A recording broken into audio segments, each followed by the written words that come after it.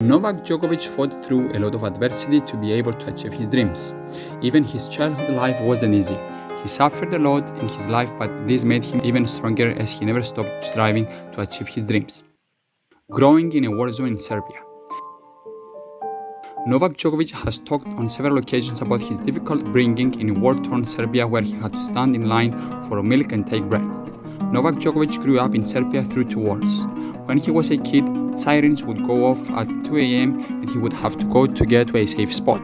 He heard and felt the rumbling of bombs being dropped all around him, as he witnessed the darkness of the night sky change to light. This only made me hungry for success, Djokovic has explained on how he's gone on to become one of the greats of tennis. Respiratory issues that affected his on-court performance. If Djokovic had not met with fellow Serb and nutritionist Dr. Igor Setosevic in the summer of 2010, he would have been one of the athletes went unfulfilled. Djokovic suffered with breathing problems during many of his matches, and he was even forced to retire from some of them. The physician suggested that Djokovic could be gluten intolerant after doing a rigorous test on him. As the doctor said, I suspect that in Novak's case, his problem breathing resulted from an imbalance in his digestive system, particularly from accumulation of toxins in his large intestine. In traditional Chinese medicine, the lungs are paired with the large intestine.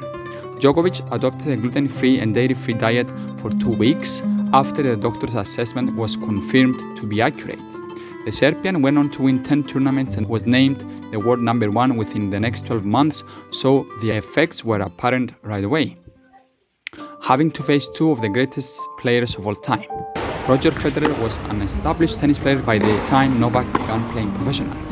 In the years 2004 to 2007, Roger was able to hold the top spot. Rafael Nadal had also begun to overtake the other players on the rankings around this time. The pair dominated tennis by ending the years 2004 through 2010 as the world number 1 players in the world.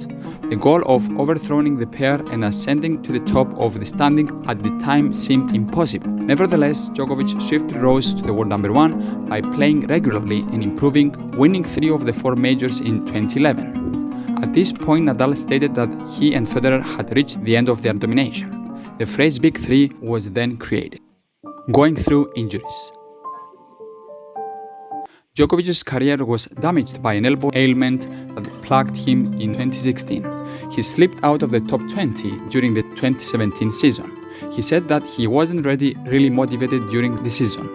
He chose to get an elbow procedure in 2018 in an effort to get better from a long-lasting ailment. He remarked, "I truly dislike watching people have surgery. I've been there once, hopefully the last time in my life." During the third round of Australian Open in 2021 against Taylor Fritz, Novak Djokovic suffered an abdominal muscle injury that for many players would mean the end of their tournament's campaign. But Djokovic is different.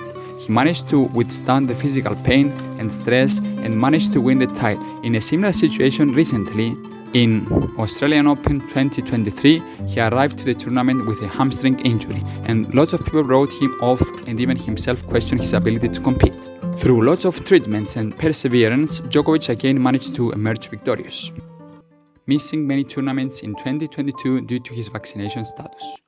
Who doesn't remember Djokovic's odyssey in Australia in 2022? When he wasn't allowed to participate in Australian Open, he was deported from the country after cancelling his visa. Then he was also banned from other big events around the world, especially in the US.